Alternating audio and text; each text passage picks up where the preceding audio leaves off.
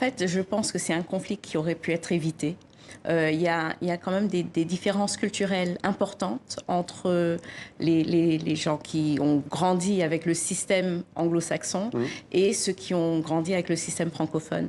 Malheureusement, le dialogue a été coupé trop tôt. On a commencé à appeler des gens des terroristes qui étaient vraiment des manifestants pacifistes. Et aujourd'hui, c'est un dialogue de sourds. Malheureusement, il faut absolument que les deux parties s'assoient. Et souvent, les deux parties ne s'entendent pas, ne s'aiment pas. Mais quelles sont les revendications juste des anglophones? On a du mal à comprendre, on entend parler de discrimination. Qu'en est-il au juste? Mais en fait, je pense que c'est plus que ça. Il y a des systèmes de gouvernance qui sont différents et qui ont évolué du côté anglophone et un système différent du côté francophone. Et au courant des années, les anglophones ont eu l'impression qu'ils perdaient leur identité.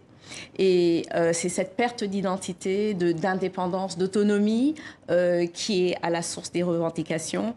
Et ça s'est traduit par les enseignants et les avocats qui sont les deux seuls systèmes qui sont restés. C'est-à-dire le système